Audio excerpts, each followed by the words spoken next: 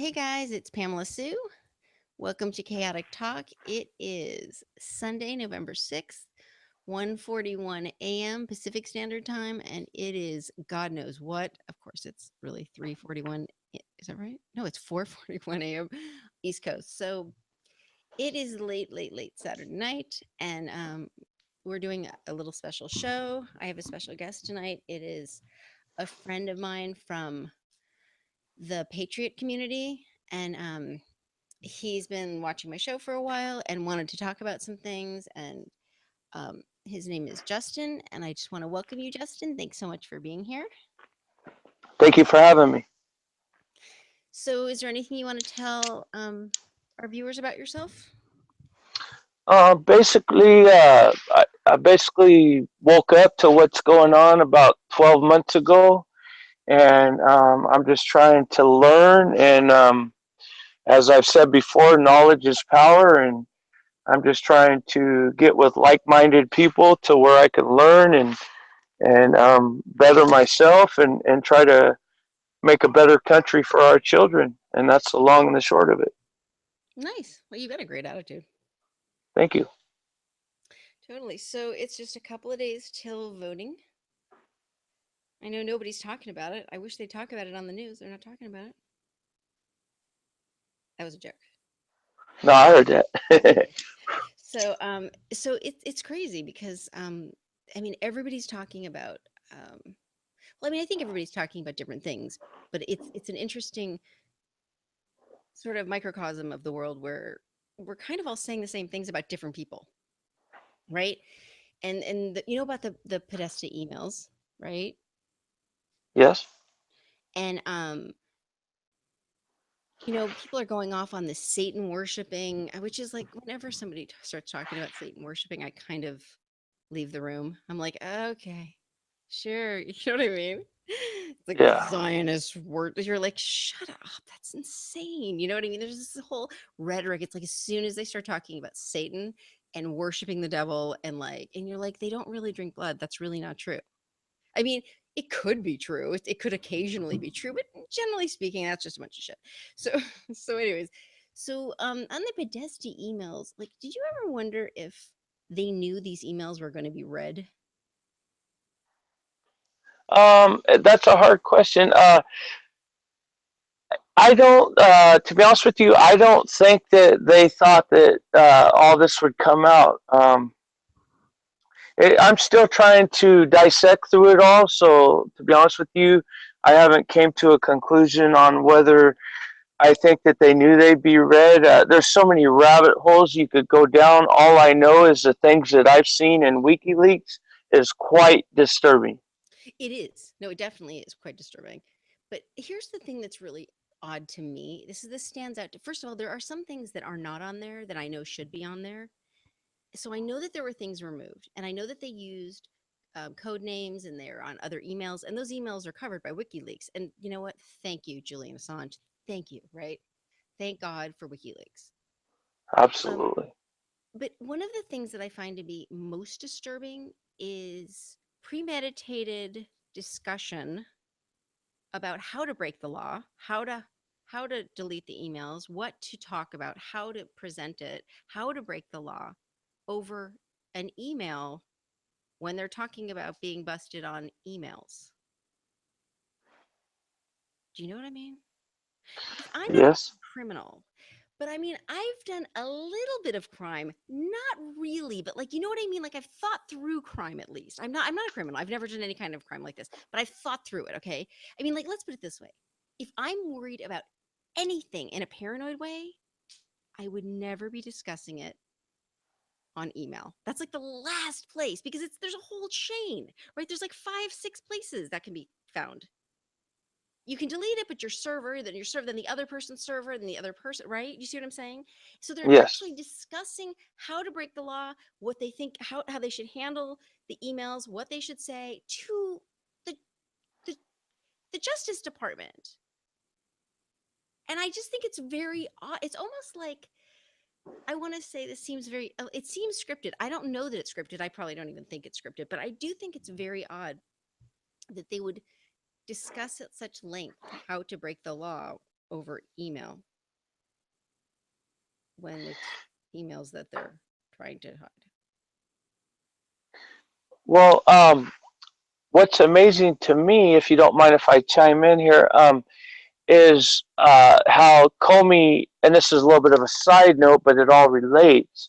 How Comey decided to come back out. I've done a little bit of research on this, and I actually, from the rabbit hole I went down, and correct me if I'm wrong, because I know you've probably researched this more than me, but from my understanding, New York PD, when they were investigating Weiner on his laptop and found 650,000 emails, Hmm. I heard that they gave the FBI an ultimatum where if you don't bring this to light and reopen this case, we are going to just open the bag and do a press conference and let it all out. That's right. Um, That's right. is there any truth to that? No, that's true. Here's the thing that's really, I mean, there's a lot to this, but like here's this. So these emails, 650,000 emails, were on this laptop of Uma and Wiener.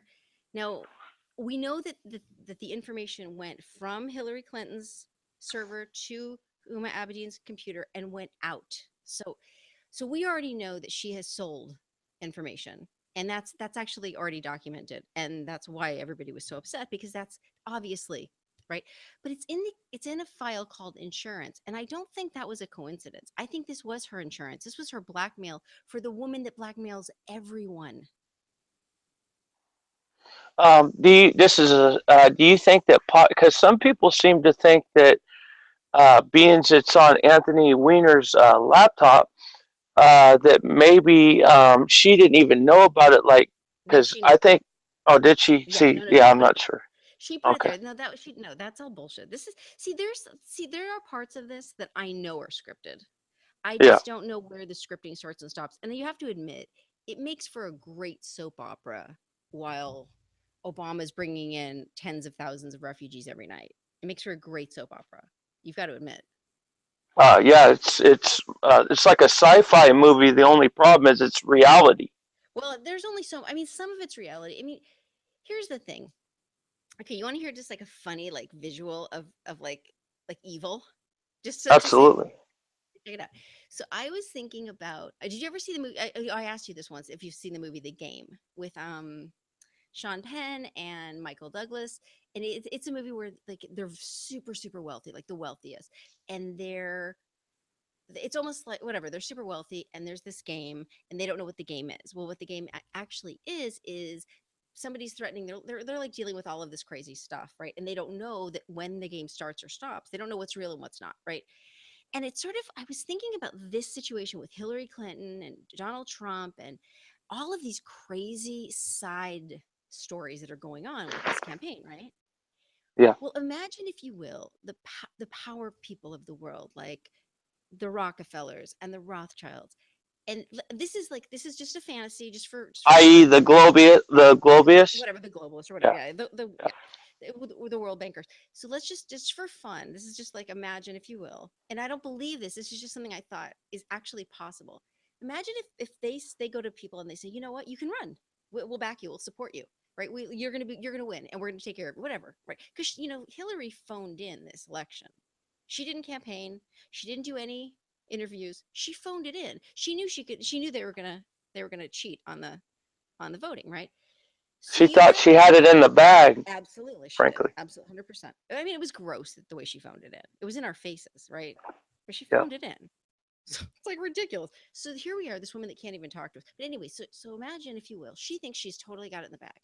Donald Trump kind of thinks he's got it in the bag, right? Let's just imagine if you will. And they think they're totally safe. Whoever the people are that are running, right? But what they don't tell them is these are the owners of the world, and we're going to throw, not slide, we're going to chuck these crazy, horrible things at you that you're not prepared for. And if you can make it through it, then you'll win. That's how I kind of see all of this, because to a certain degree, every single thing that we're learning about, whether it's from WikiLeaks or from the FBI, it doesn't matter. All of these facts, everybody knows. everyone knows around all of them. So in the State Department, they knew all the stuff she was doing. In the FBI knew what she was doing. The Justice Department knew. And the same thing with Trump. If those women were real, which I don't think they were at all, because nobody waits 10 years to cry rape.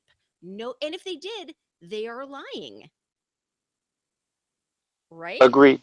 I Yep. mean, it's just crazy. So my point is, imagine, because it doesn't it kind of seem like a game? Like they're just, if they can just make it to the end of the game, getting with like, without getting destroyed by one of the unexpected balls of crap. Does it make any sense? And that's a nice way of putting it. Right. But it's kind of an interesting thing because it's like that's how they look to me.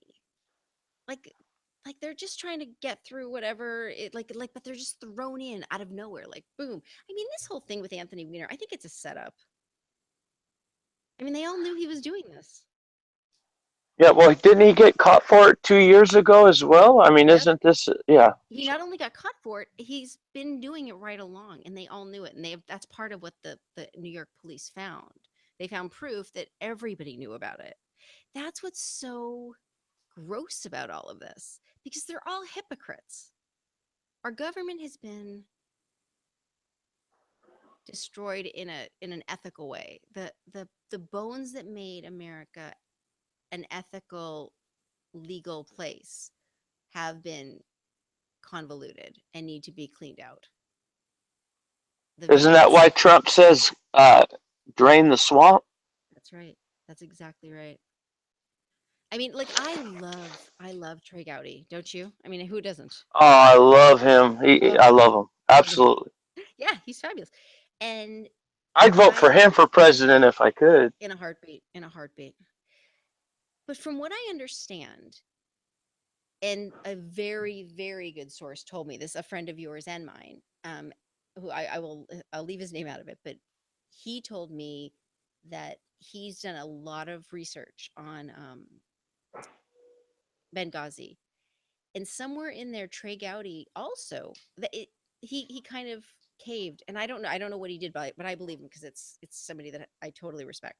But the thing of it is I think there is a theme in government right now that you kind of have to you have to cave somewhere. You have it's like if everybody's dirty, to be clean is to be not as dirty. Do you know what I mean? Hey, wasn't Craig Gowdy leading the investigation for the Republicans on the Benghazi? Wasn't he in Yep. lead on Yep. that? Okay, I just want to clarify that. Yeah, he was. And the thing is, but here's the thing with Jason Chaffetz and with Trey Gowdy, they do the right stuff and they do stand up. I mean, they yell at everybody, which I get really tired of everybody getting yelled at because it doesn't have any value. No, they don't do anything. I mean, Yeah, there's no it's like blah blah blah blah and what? What? Nothing. I mean, yeah. I don't know why they don't have the power or they don't have I mean, maybe they have the power. Do they have the power? It depends who you ask. I think they should. Well, they did. I Per, mean, they legally they were per supposed the to. Constitution, they're supposed to have the power, but who follows the Constitution in our government these days? Well, no, I mean, there's actually okay. So in 1947, I guess they did a they did an act for I don't know something privacy protection. Why can't I think of it? There's a reason. There's something that changed in the government that took away the real strength of the Congress. You got to school me on that one. All right, let me take a look here because I know hold on Okay. um it's something about privacy. I don't know something, but I mean I think for some reason it's something that it cuts off the arms, it cuts off the muscle of the government. I don't understand why they would continue that. I don't know. A Um, lot of things that go on in our government make no logical sense to me, which is part of the problem. You know right. what I mean? There's no transparency on all ends, in my humble opinion. Yep. Oh no, you know what it is? It's like protection of the state. It's something to protect the National Security Act of 1947. Okay, good.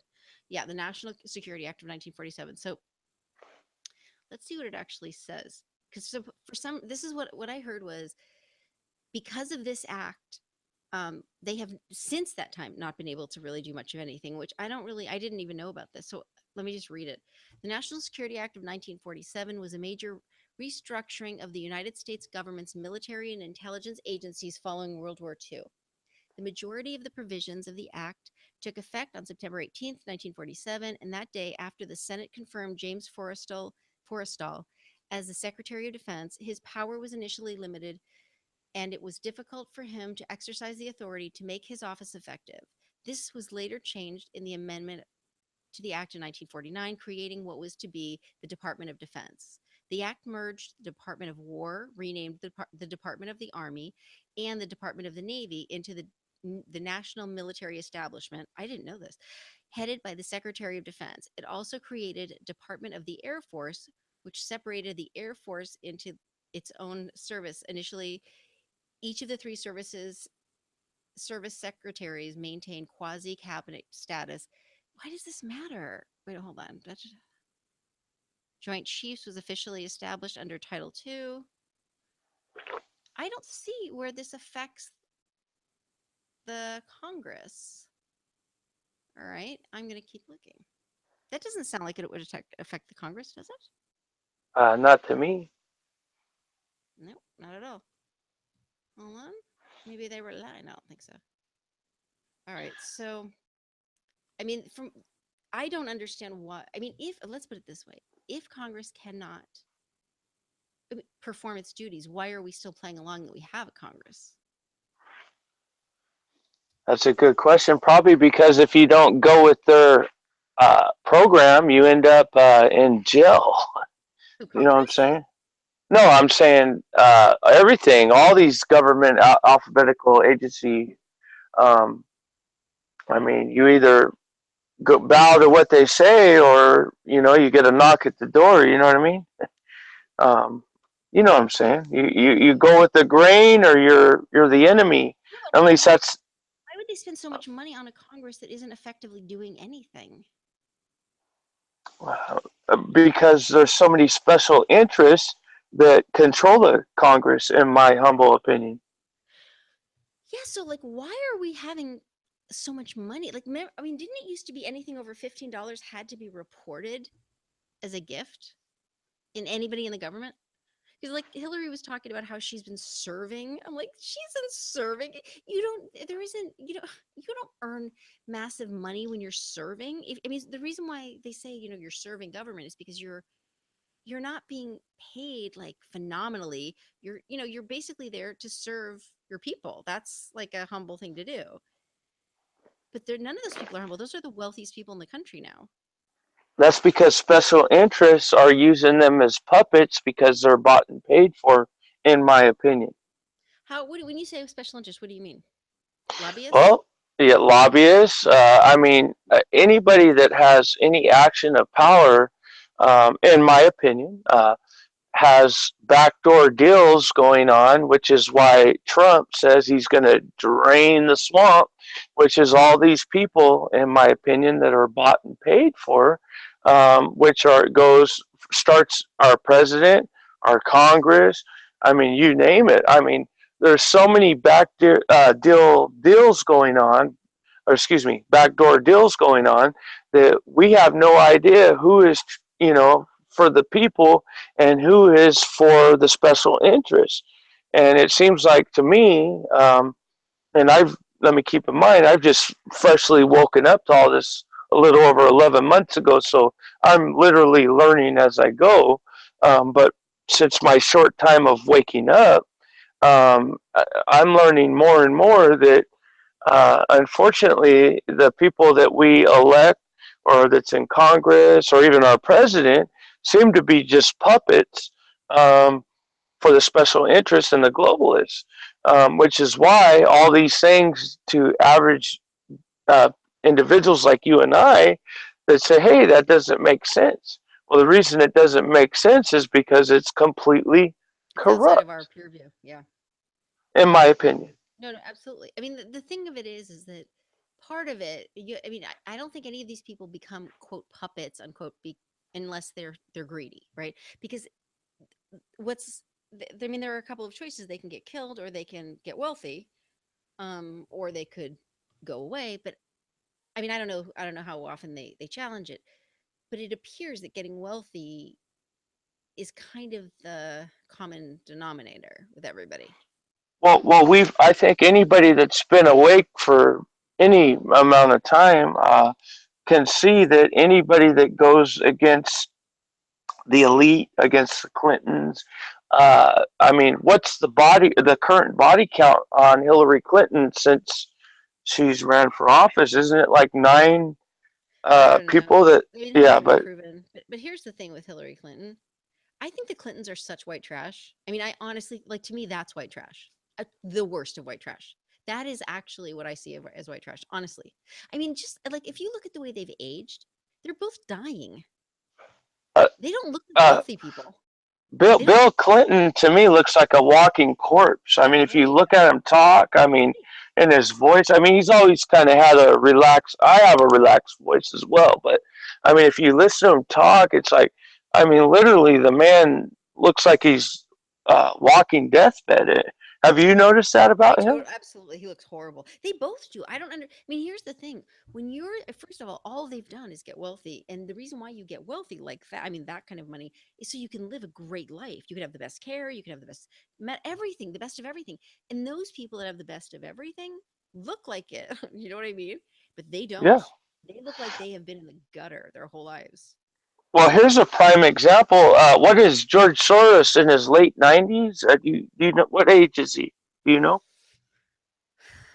He was 14, 1945. He should be about, what are we? Oh yeah, he's about 90. Yeah. Yep. And I could be wrong on this, but from my understanding, he's had 7 or 8 transplants. Is No, that correct? Or? that's Rockefeller.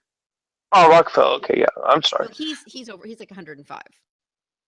Yeah, but he's definitely a part of the elite, and Oh, definitely. um, No, he was part of the he's part of the hit team. I mean, he's the he's the takedown guy. yeah. So I found this just really quick. So on the Congress and the um 1947 National the Security Act. So what it says here is President Truman's main goal is was guiding legislation through Congress, and it was modernized with the nation's antiquated defense setup by unifying the armed forces under a civilian chief. Goes down further to say when the president sent his bill forward in 1947, the brevity of its intelligence provisions caused congressional scrutiny. More than a few members of Congress read the bill with concerns about its proposed concentration of military power. So basically, okay, wait, they also eventually debated almost every word of its bill of its bill's intelligence section. Some members argued that the DCI and the new CIA would become a menace to civil liberties, and American Gestapo is what they called it.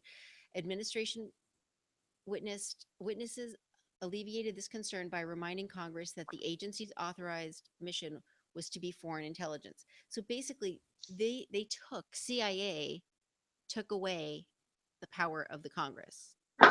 They shifted it to CIA, but CIA is only supposed to be out of this country, but they're not. That's not how they're And performing. you know who runs the CIA, right? Who? That would be the UN. No, I And you don't. know They do? who runs the UN, right? Yeah, The Rockefeller. globalist. The globalist. Rockefeller does, yeah. I So, but mean, all you gotta do no, is no, no. follow the money. But The yeah, go ahead. UN, I the could be UN wrong. Yeah. is Rockefeller.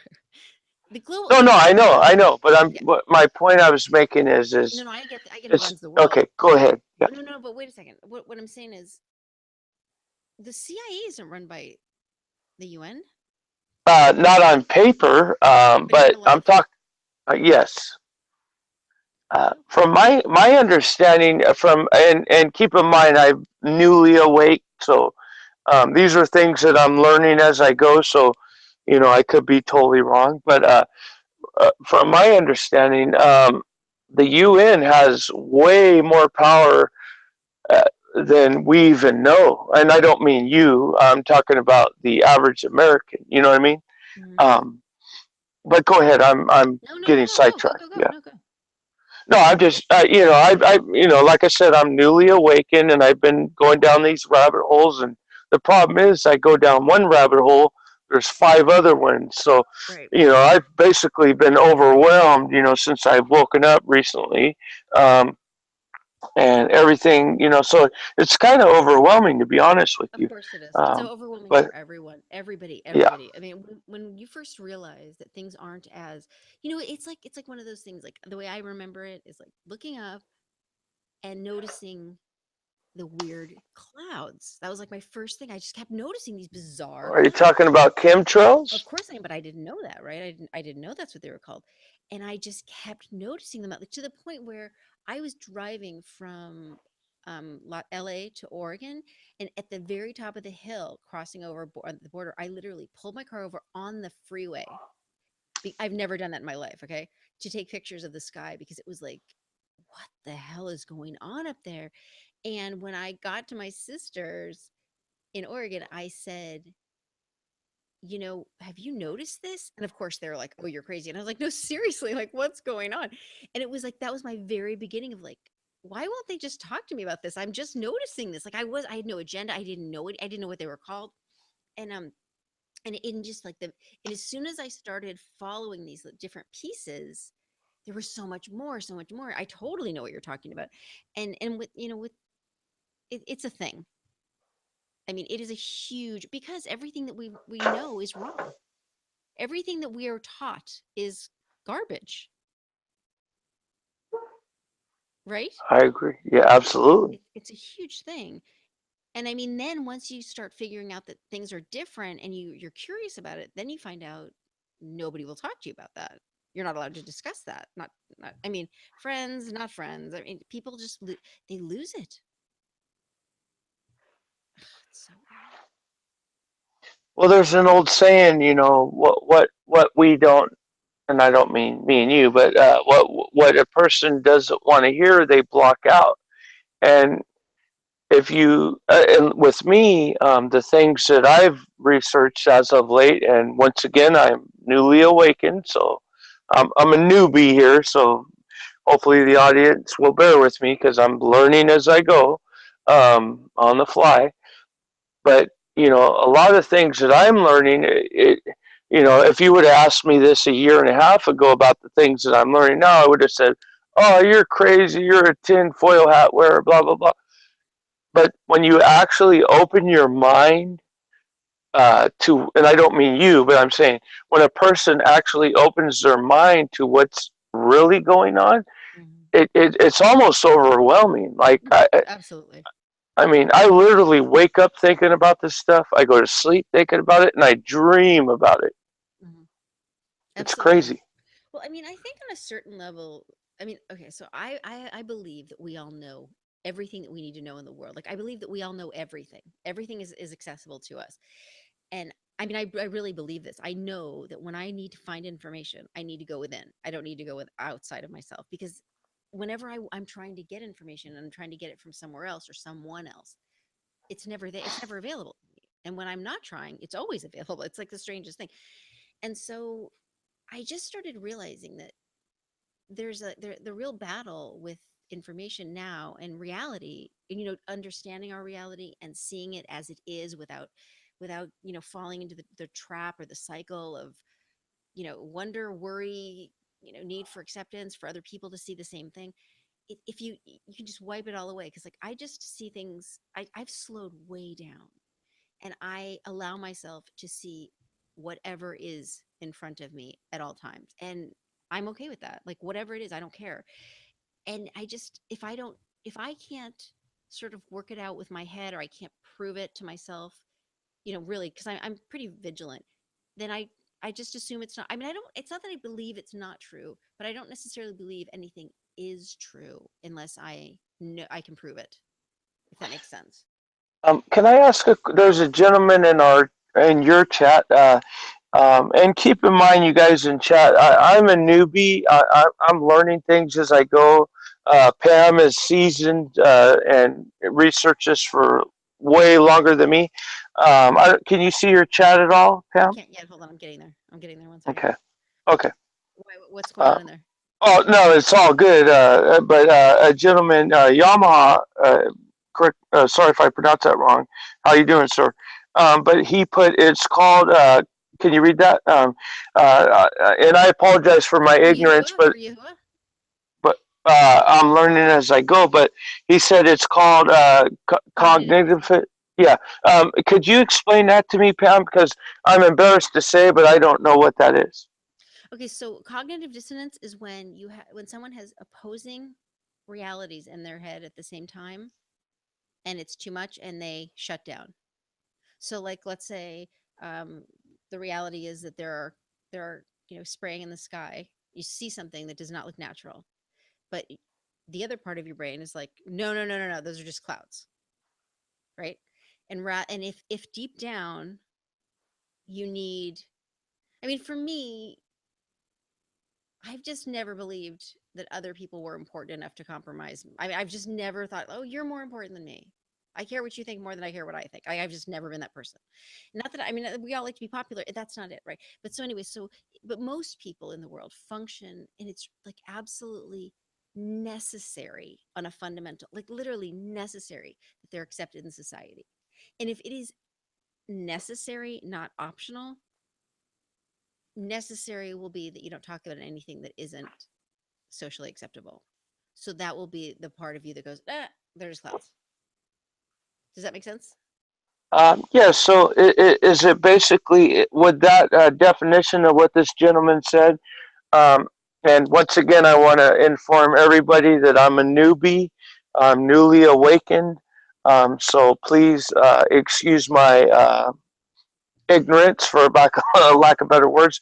But the good news is I'm trying to learn, and which is why I'm very grateful to you, Pam, for taking the time to have me on your show and teach me, because that's what I always say: knowledge is power. I'm 41 years old. I almost a year ago woke up, so I got a lot of things to, I'm a little behind the eight ball, for lack of better words. But the good news is I want to learn. I want to make a difference any way I can. Um, so to some people, my questions might be like, well, he should know that. Well, just keep in mind, you guys, that, I'm admitting that I'm just now learning, and thanks to Pam, she's helping me learn these things. You're So good. You're yeah, doing no, great. but I just, I just want to let everybody know here that, I'm just trying to learn. That's all. Don't So forget to that's why, smile and eat cookies and milk. Thank you. Yes, exactly. Don't forget to smile and enjoy it. absolutely. So So just could you hold on. go Let me. more in depth on the cognitive, I Cognitive can't pronounce it. dissonance. Yeah, Yeah. could you maybe just give me a little, and I'm sorry because I know everybody in the chat knows what this is, and please forgive my lack of knowledge. But could you go in a tad more detail on what that means so I understand, So Pam? they're opposing ideas at the same time. So, like, okay, I'll give you an example that's bigger. So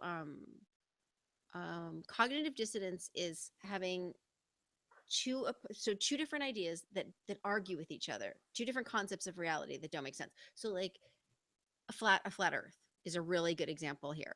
A flat earth argues with everything else, right? I mean, Yeah, we learned, the glow ball, I mean, I'm not a flat earther. I'm just saying, like, so you're giving me an example. I am. So when I actually learned about the flat Earth concept, because I'd never heard of it, of course, I heard about it from like the guy that does like the greatest flat Earth story ever, and I remember being like, "Whoa!" And it was just like I actually don't have cognitive dissonance, so I'm probably a bad example, but it's like for somebody that, I mean, the okay, so even if you know one thing is true, if it negates what you know already is true from the like, you know what I mean, like okay, so I know that the world is on a globe. I know that we have the way particles move. I know that we're made of cells. So if somebody says well, no, the earth is flat and everything is, this is all a lie. And, the ground is only 20 feet long, deep, or whatever, like, just right. And they can prove that. But I know that the earth is round, and that is like, I cannot let go of it. It doesn't matter if somebody can prove it to you, you see what I'm saying? Facts are useless with cognitive dissonance, because if somebody's grasp on the reality that they already know is they need to have it, if you know what I mean, if it's inherent to them. Thank you, you. So if, in other words, okay, so we're all made up of like a certain psychological makeup, right? Yes. And everybody has their cracking point. Everybody has different cracking points. For most people, learning new data is a straight up crack.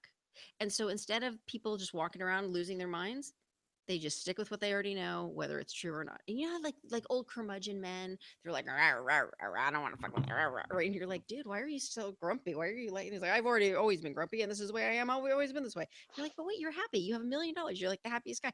I don't care. I'm still miserable. That's cognitive dissonance. Is it with that? And this is, and I'm going to simplify this. Yeah. Is it kind of like it's hard to teach an old dog new tricks? Would that, or Yeah. am I way off But it's base? no, yeah. Sorry, I use simple terms. That's No, just how no, I it do it. is. It is. It's more like, in the face of facts, reality will not change. But when you're saying, it's hard to teach an old dog new tricks, that simplifies it to a point where you're saying, just a new way of being.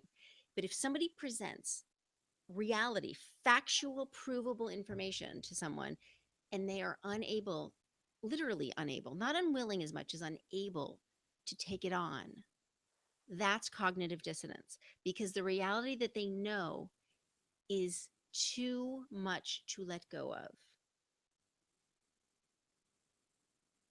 That Thank makes you. sense. Thank you. Yeah. I mean, and the thing is my sister is that way, and the thing is I grew up believing that my sister was smarter than me. Now we're 2 IQ points apart. That's the truth. We're 2 IQ points apart. And when we had our IQs taken, I had needed glasses, but we didn't know that, right? I always got headaches. But this is when we were little kids. My point is I believe she was smarter than me, so I just never questioned her. I always actually took her advice on politics, whatever, and I was just like, okay, she must know better, and I would just accept it because I was like fun and silly, and I wasn't all that serious. Now my sister is not smarter than me. In fact, I find it really challenging. But and she's she's she's in the psychiatric world. Okay, my point is she should be psychologically like worlds ahead of me, right? That's reality. I know that, and she's so educated in psychology, but she is deep in cognitive dissonance. The idea that we could control the weather is unbearable to her. I mean, literally, it's unbearable. I, I mean, unbearable. Or the fact, I mean, she just thinks I'm a complete paranoid nutbag. I'm not paranoid at all, actually, not at all. I'm not paranoid enough, to be honest with you. But I mean, but there's nothing uncommon about her. Like, she is normal. I'm the one who's not normal. It's like 9/11 truth for others, irrefutable proof, and they still scream official 9/11 commission report. Exactly. That's Yahuwah saying that. Yes, exactly. People look like I mean, I got into a huge war with my family because I said, but look at the facts. I mean, this isn't what happened at 9/11. I don't know what did happen, but I certainly know what didn't happen, right? Well, I did happen to go down that rabbit hole. I don't know if you want to go into that or not. Sure, go for it. Uh, from my understanding, and through the not too long ago, they released the investigations that became declassified. It's clear, and through the WikiLeaks, that Saudi Arabia and, quite frankly, the Clintons, and correct me if I'm wrong. Once again, you guys, if I'm wrong, I'm sorry. You don't have to worry about it. Uh, We're all wrong sometimes. Don't worry about it. well, I'm just saying, you guys, this gentleman in chat, you, Pam, which is why I'm very grateful for you to have the patience to teach me, because I've told you this before that, excuse me, I've told you this before that, being that I'm newly awakened, there's been so many rabbit holes that I went went down, it's kind of hard to know what to believe, what not to It believe. is. And basically, I'm just trying to learn and better myself and get to the factual evidence of what's really going on. But as far as 9/11, from my rabbit holes that I went down, um, that quite frankly, our government and was in cahoots with Saudi Arabia to make that happen. And in my opinion, I believe that that was designed to create, which we ended up going to war with Iraq, which helps the globalists and all the weapon manufacturers, and because war creates money for the elite. So, and they know that Americans, for the most part, we have good hearts and we don't want to go to war. So, when they did 9/11, I know I'm going a little bit off base, so I'm not going to go too far into this. But in my opinion, from what I researched, um, is I believe, and it's my opinion, is that they created 9/11. I'm not saying 9/11 didn't happen. I do believe, what was it, Building 7, the one that wasn't hit by a plane? Am Hmm. I correct? Yep, it was Building Okay, 7. okay. In my humble opinion, I don't think that building should have fell. And I think that that was by design, and I also think that between Saudi Arabia and our government, that they wanted to, because they know us Americans, yeah, we enjoy a good time, and everybody, the rest of the world looks at us as just a bunch of, people that are having fun, blah, blah, blah. But the one thing that I've noticed about America, and also doing research before I was born, World War II, the one thing Americans are known for is when we come to crisis, we do unite. And I think that our government, Saudi Arabia, knew that the only way they could get us to get on board to go to war with Iraq or anybody else is by creating a false narrative, Sure, of which course. which is make a That's exactly boogeyman. that. Yeah. All of our So wars go are ahead. started. No, but all of our wars are started with false flags. All of them. There are no wars that we've never been to a war that wasn't Well, started with a false flag. World War II, I think, was more than just a false flag. Are you talking that as well, or Well, World are War you II, talking yeah, past that? yeah. I mean, World War II really wasn't our war. That was right. But I'm saying, Well, they what bombed Pearl Harbor, which brought us in. I mean, in Pearl my Harbor was opinion, a false flag.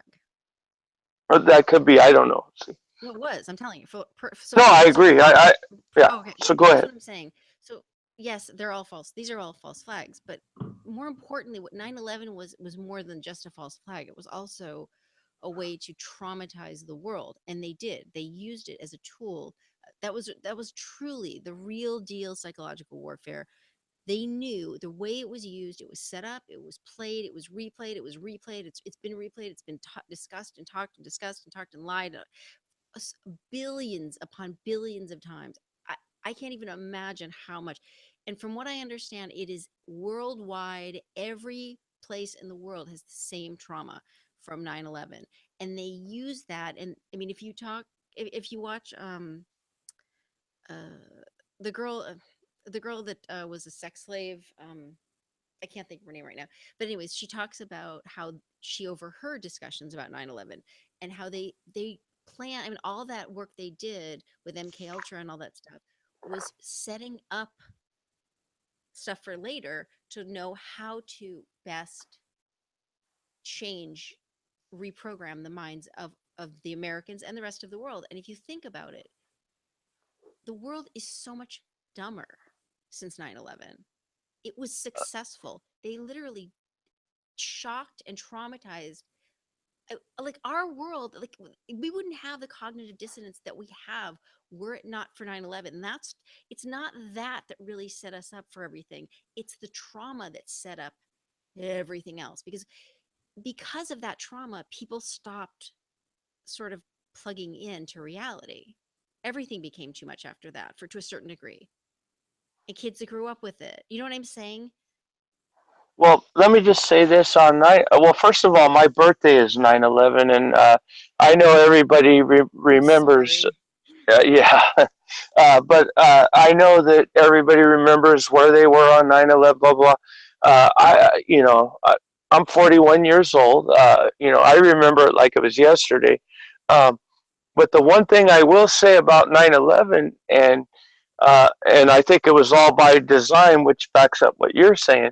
Um, I have never, since then and to this day, after 9/11, I've seen more American flags, more unity in our country. And I'm 41, so obviously I wasn't in World War II and all that. But in my lifetime, right after 9/11, I've seen more unity in our country than I've ever seen from since then to this day. Right, but after that, so that was when it happened, right? So that was the unity that took us to war. But you have to realize there are stages to psychological impact, right? So that was the beginning. That got us malleable. Then they put the fear of God into the Senate, and they passed the what was it what was the act? Uh, Privacy Act, whatever it is. yeah, where they use that as an excuse to To spy on us, yeah. basically spy on patriots and religion and Well, just everybody all else. Americans. All Americans lost all of their Yeah, rights, right? So yeah, so but that they have a list of those they really like to spy on. Carry on. I apologize. no, but so what I'm saying is that was phase one. But there have been so many other phases, and by playing the crashes thousands of times, by discussing it over and over, the fear that they're coming to get us. I mean, there is an entire process that has taken place that has created a whole society of people that just cannot deal. I mean, it honestly, that's how it's come to be. We didn't become, I mean, Americans did not used to be like this. Cognitive dissonance was not a problem 20 years ago. I mean, first of all, we didn't have a government that was screwing us over. And then, but if we had a problem, they just took care of it. It was like, no, we're not putting up with this. Okay, great. And now we have like an entire society of people going, I don't know. What do you think? I don't know. They didn't say it on the news. I don't know. You're like, shut up. You know what I know? Shut up. You're not saying anything. Why don't you listen? But people can't. They're busy being afraid to pay attention. And I have to give a shout out to this gentleman, and I'm sorry if I'm pronouncing it wrong, sir, but uh, It's Yahuwah is uh, my Elohim. yeah. Well, he put in here control out of fear, and I think that hits the nail right on the head. Yes, absolutely. Well, fear is the great controller. I mean, fear is the power because when people are in fear, they are completely unable to think clearly. We're all, I mean, that's the thing, and they know it and they love it, and it's actually an energy source. Fear is energy. It's kinetic energy. I mean, can you imagine? Okay, wait. Did you ever see the movie with not Alec Baldwin, but Billy Baldwin? He owned this huge it was like a condo complex, but it was like in the sky. It was like a New York apartment, right? Building, where they own their own apartments or whatever. And it was Yes. huge. And he was at the top, and it was his place, and he had cameras in every single unit. Like, I swear, there are some movies I've seen that changed my whole life, and I don't even know what they're called. Uh, that reminds me of a book that I read many years ago called, was it 1984? And, Yeah. that book, believe it or not, was written in the 60s. I'm sure I'm preaching to the choir to you, Pam, but because when I looked into that book, um, what amazed me and keep in mind, you guys, I just woken up like 11 months ago. So, but I looked, that was like when I first woke up, I talked to a few people, and the first thing they said is, go read 1984. I Yeah. mean, they said that's 101 right there to waking up. And and I'm thinking to myself, okay, it was written in 1984. Keep in mind, I was very naive, and I just woke Yeah. up. So, I mean, you guys got to keep that. I mean, you guys are light years ahead of me as far as being awake. Um, but it blew my mind knowing that I don't know the exact year, but if I'm not mistaken, wasn't that book written in the 60s? Yeah. So let me just give you a little information on George Orwell. So he went to school with the Royals. He knew what was going on. He knew this was coming. I think he was killed because of it. I don't know what his real name was. I can't think of it off the top of my head. But George Orwell actually knew what was being planned. That's how he was able to write the book. And And what's then amazing about that is he knew it in the 60s. right, well, that it's all of this has been planned like 50 years in advance. So, I mean, in 19 hold on a second, in 1969, there's a man that there's a actually it's online. I'll leave a link for this. There's I can't think of the name. There's a doctor that tells this entire story of how he had a friend that was a doctor that called in all of his friends, a bunch of doctors to come in for a speech or whatever, like a talk. And he said that after the new millennium, after the 21st century, everything was going to change. And he literally told a story of how, like basically Agenda 21, but he didn't know it was Agenda 21. He didn't know what it was called. Yeah, Aldous Huxley, totally. Um, Yehoah, thank you. But anyways, I'll get to that in a sec. But so with this doctor, he said that his friend, the one that was speaking, worked for the Rockefeller Foundation, of course, because they own America, and he said it was too late for anybody to impact what was going to be, what was coming. So he was free to be able to tell just these few people, and everything from how society was going to change, schools were going to change, health, medical was going to change, everything was all planned out. And this was in 1969 or 1967 or something like that. I have the recording. I'll put it on my channel again. But it's amazing because this man remembered everything perfectly because he was a doctor. They stopped teaching doctors like a good portion of the education in medical school to control them better. That makes sense, which is sad, but it makes sense. Really sad. But they knew that they were going to debase society, debase culture with like these crazy things with sexuality and disease. They knew this. They planned it. Before the 60s, since they changed our law of governance was changed from a constitutional republic to a democracy. It was? Where? Where did they change this? I have no idea. No, no, this is you who said this on chat. So I don't know. I don't know about that. I mean, I think one of the interesting things is the way they talk about the democracy now. With like um, whenever they talk about the voting, they're like, well, this is the best part of us having a democracy. No, not really. That's really not the best part of I mean, the whole thing, like the way Obama talks about the country, we're just made up of immigrants. No, we're made up of settlers. Like, I mean, it's just our whole job is to take in aliens. No, it's not. Her whole job is to have a country that's free with freedom of speech and ability to buy land and freedom to move about and not to worry and not to have an overreaching government and not, I mean, he is so screwed in his head. Like he's so not from this country. And it's like, and he lies. He just, it's so gross. I can't take it. I mean, it's unbelievable. I mean, I'm sorry, I didn't mean to go off on a tangent, but the way they talk about the democracy, as in because we're so lucky that we can vote. It's like we're not that flippin' lucky. You cheat on the stupid elections anyways. Yeah. Let's pray they don't this time, and let's pray Trump gets in. Yes, and let's That's pray that that's my opinion, by the when he way. gets in, he won't forget that like a man of the people. Yeah. I Well, just he's I made it. Yeah. Go ahead. No, no, no, go Oh, ahead. go ahead. I was just going to say he's made a lot of promises. I would be naive to think that he's going to be able to, because I mean, just because he becomes president doesn't mean that he's going to be a king or everything he says goes. I mean, he's going to have to still fight the establishment even when he's president. So, and let's face it, they're going to fight him all the way because he's going against the elite, and the elite control. Uh, all the lawmakers. You know what I mean? So even if Trump gets in, I mean, the reality of it is, in my opinion, is he's got an uphill battle. Here's the thing about it though. Back in the day when this country was started, and even in the 50s they did this as well. There was a line, and it wasn't a line in the sand. It was like a concrete line.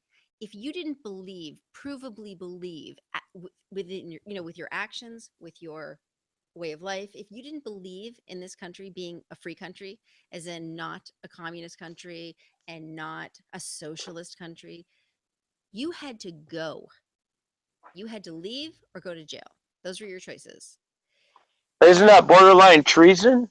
yes, it is. But today in this country, today, we're so watered down. People are like, oh, yeah, we should be a socialist country. It's like, no, you retard. That's not how it works. We should be a communist country. It's much better. No, go read. Just go read. Because if someone reads a little bit and goes, I know that reading is like so passe, but really, if you know your history, all they do in a communist country, in a socialist country, all they do is they are so nice. They're so nice. And then they take away your guns because they're so nice and they want everybody to be fair and kind. And they're so nice. And then everybody gives up their guns and their weapons and then they kill you.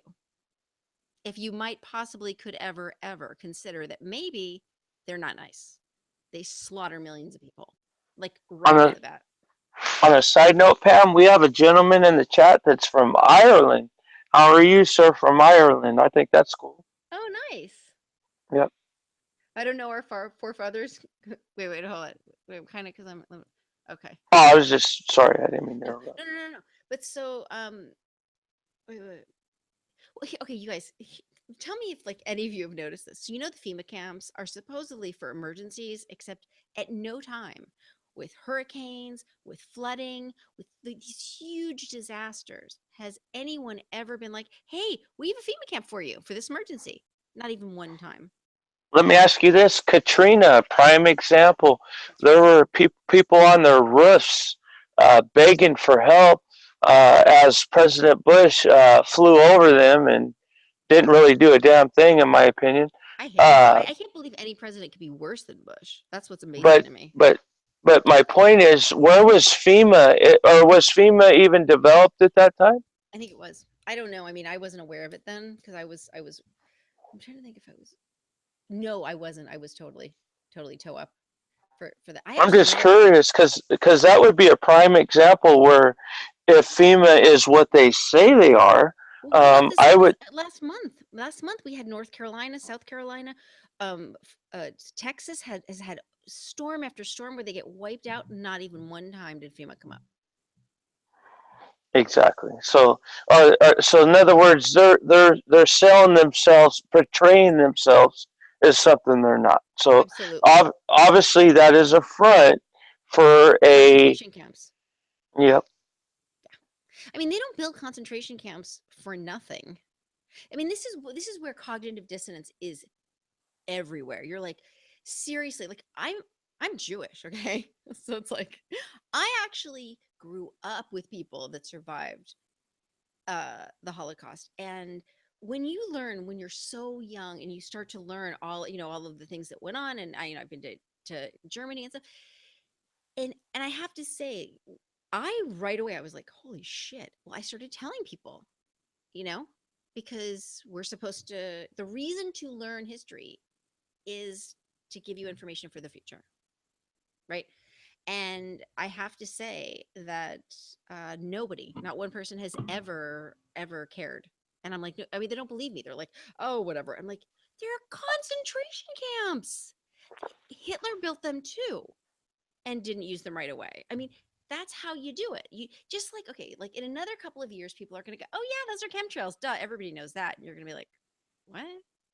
I'm just waiting for that day where they go, of course, they're chemtrails. No, not of course. Nobody will even discuss them now.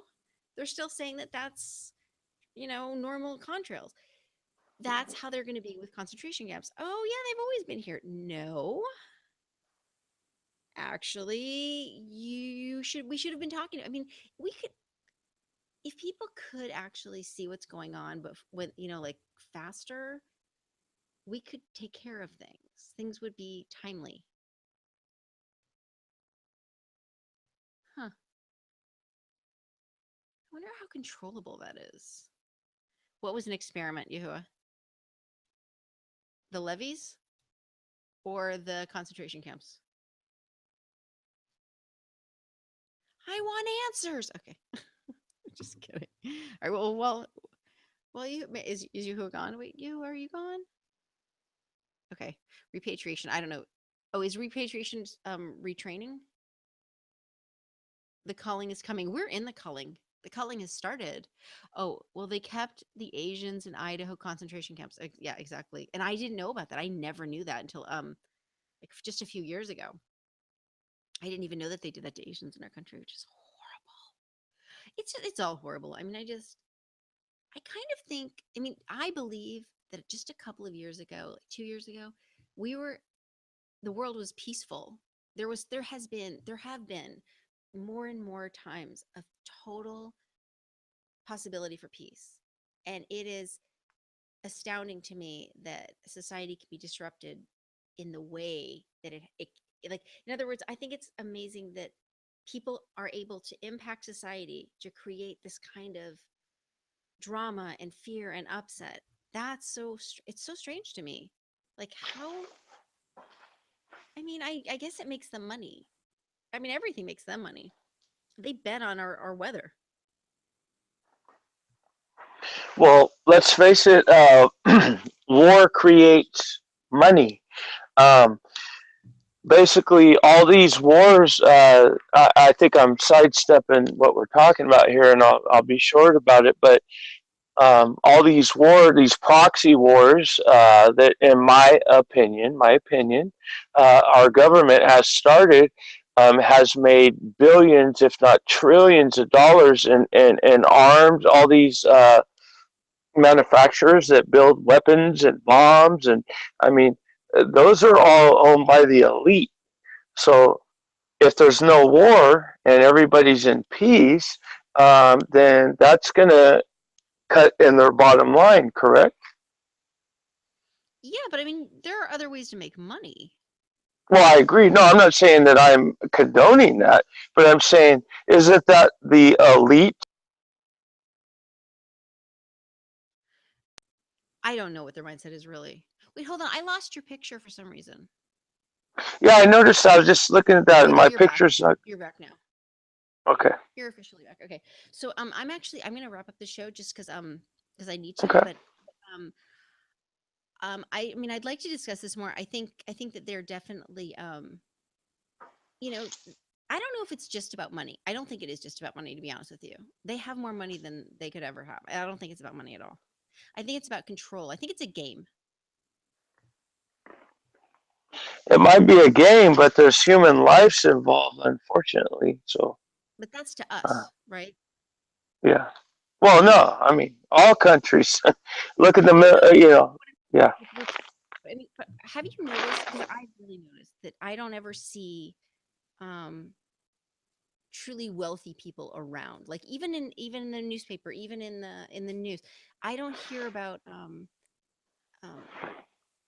the, you know, like 10 years ago, there were all Paris Hilton. There were always people around that were very, very, very wealthy. The top 1%. They were around. I mean, they were at parties for me, but I mean, they were around. They're not around anymore. Have you noticed that? If you, I mean, think about it. I've never been around the wealthy, so Yeah, but I mean, I'm the wrong person to ask. but in the news, just around, just I don't know. I mean, the only place I see them now is like Hillary Clinton events. Anyways, Well, I'm gonna do a show tomorrow about um the similarities between the right and the left and how we're having very similar experiences but having really different experiences. But I don't know, it doesn't make any sense. Like, we're having very like, I don't know, I've noticed this really strange thing with the very far left and how they seem to be getting different information than we are. And I don't I want to I'm just going to look into it, and maybe you'll join me. I don't know, or if you're interested in that, we'll see. I'll probably listen and learn, to be honest with you. But I will say this: I am grateful for you having me on, and like I said, I'm just trying to learn and try to figure all this out. You know what I mean? Yeah, totally. Well, thank you so much, Justin. I'm so glad you were on. It was great, great fun, and we will see you again. We definitely. Thank you very much, Pam, and you have a wonderful night. You too. And thanks, you guys. We'll talk to you soon. Bye bye. Good night.